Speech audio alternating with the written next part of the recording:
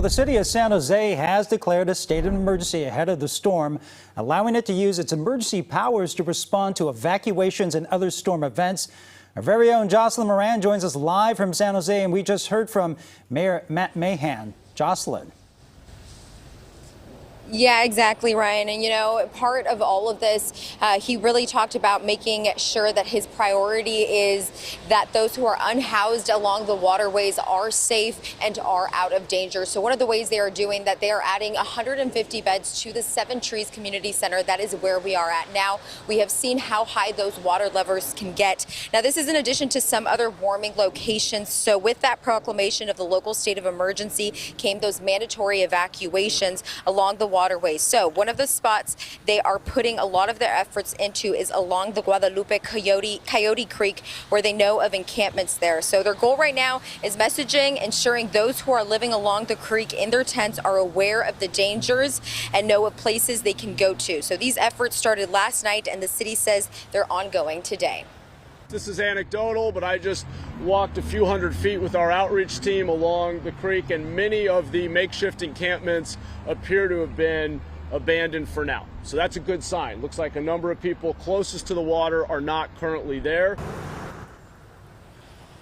And when people go to these locations with overnight beds, they can take what they can carry. That's what Mayor Matt Mahan said. Mahan added that VTA is providing free rides for them to get to these warming locations. Now, as we know, we are expecting really all of this to pick up later this afternoon. So Mayor Matt Mahan also added that they are going to have staff along these waterways, some of these locations, really monitoring in real time where these water levels are at. So he also stressed just the importance of, you know, checking in on those around you and really working together in all of this. And that is something we have seen up and down the peninsula. So I do want you to meet David. He is a San Mateo resident, and he showed us some of the flooding that he experienced in his neighborhood, in his backyard, some of those mudslides. So he is doing really what he can to prepare for later this afternoon.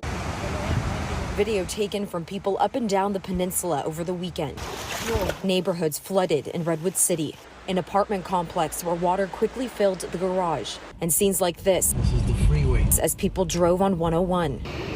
In San Mateo, this is what resident David Crichton looked at from his backyard. He's been living here for nearly 30 years. This is, as I've seen, this has been the worst. It was so powerful that it knocked over my fence up there.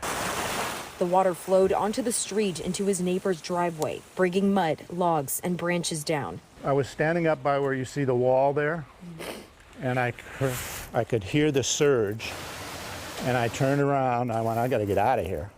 And so I turned around, and I started going down the hill, and it hit me, and I slipped and fell, maybe 10, 15 feet. But I was able to get up. Like many of his neighbors, he spent the last couple of days cleaning up and getting sandbags ready. And then once we do the sandbags, we're going to angle it so it goes into the slate, the sewer line across the street, and I can open that up. But still, like for many of us, there's worry over what we could see with this storm.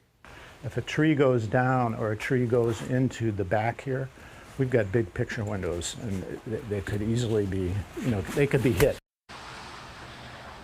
And a lot of people aren't in similar positions as David. Now, right now it is sprinkling, but the roads are still slick. So be careful out on the roadways. And really, Ryan, what city officials have been stressing is this is not something to be taken lightly. We have to take this very seriously. And that starts out on the roadways and just being extra careful out there.